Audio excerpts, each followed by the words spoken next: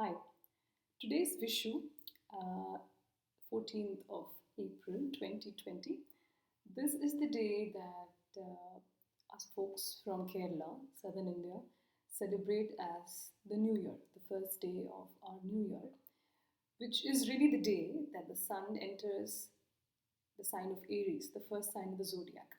So Vishu is one of the major festivals in Kerala, and people really celebrate it with a lot of joy and fun and fervor.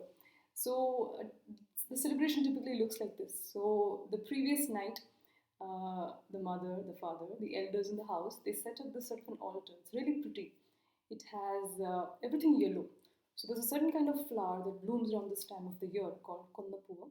So you get bunches of kondapuva, you get bananas, mangoes, you get the yellow pumpkin, you get jewelry, and you get fresh grain. Some people even put jackfruit, and all of this is placed.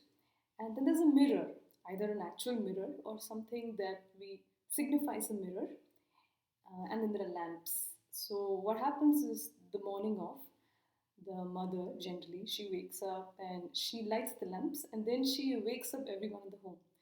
And what you do, and this is what used to happen to us when we were kids, my mom would wake us up, and you're supposed to go with your eyes closed. So your mom would lead us. We would be with the eyes closed, and then when we are there in front of the altar, we would open the eyes, and the altar would be just beautifully decorated with all the lamps are lit, the jewelry shining, and it's all gold yellow. And you're supposed to see it in the mirror. You're supposed to see all of it, take it all in, the reflection of it. And I'm sure Vishu signifies prosperity and blessings and celebration and harvest and production and all of that. And this is a celebration that my mom, my aunts, we were part of it. So we would grow up celebrating Vishu this way. So when I moved to the US some 16 years ago, I was very determined that I had to keep this tradition going. So every year I would also do a similar setup. Now I have no children, it's just my husband and me. So I would make the setup based on whatever I could get my hands on, yellow flowers and mangoes and bananas and pumpkin, squash. I think I put squash at the altar 1 year. And then I would set it up. And in the morning, I would wake my husband and then lead him with his eyes closed. So he would open his eyes and see all of that. And it was very sweet, all done in this kind of fun and just play. I did it for a few years, and in fact, 1 year we were not in town. We were actually in California for an event. I ended up taking a lot of this setup with me to California and this hotel room, and I set it up there as well. And we did it. It was me, my husband, and a couple of friends, and we all did it in that same spirit of fun and enjoyment. And then now it's been a few years since I have kept this altar setting, or even cooked anything special on the day of Vishu. It's dropped this desire to celebrate in this particular way. And previously, I thought, well, I should be doing more to keep these traditions alive, but I just didn't have the motivation or the inspiration to keep up with this. And this is what I have now started to understand about culture. So we use the words culture and tradition rather interchangeably, as if they mean the same, but they don't mean the same. Culture is ever changing.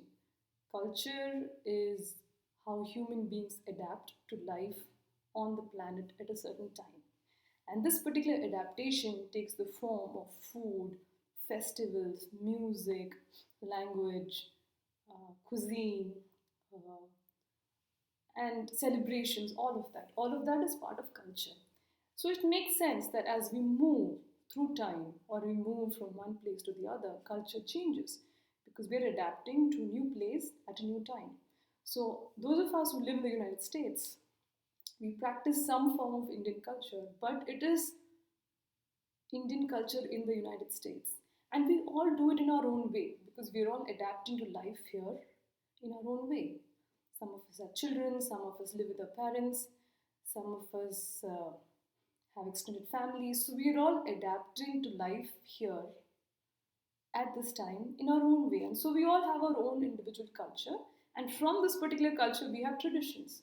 So over the years now, a lot of traditions I had, customs I followed, have dropped off. And now we have new traditions. So, for instance, I feel that going forward, Vishu for me will signify the beginning of my garden, or new seeds, and planting new seeds and tending to seedlings, because this is the beginning of spring, and this is when all the crops, we are putting the seeds to ground and making sure the soil is warm enough, all of that to raise crops, to raise a backyard garden, and this is my tradition.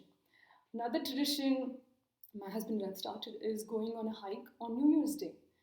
1st of January is typically very quiet.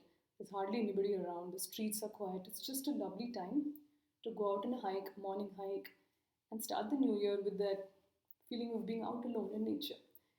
Uh, Thanksgiving, Navratri, Diwali, Holi, 4th of July, Christmas, no matter where we are, we find our own way to mark that day in our own way, in our own special, unique way. And that is our culture. And the cool thing is that it's always changing.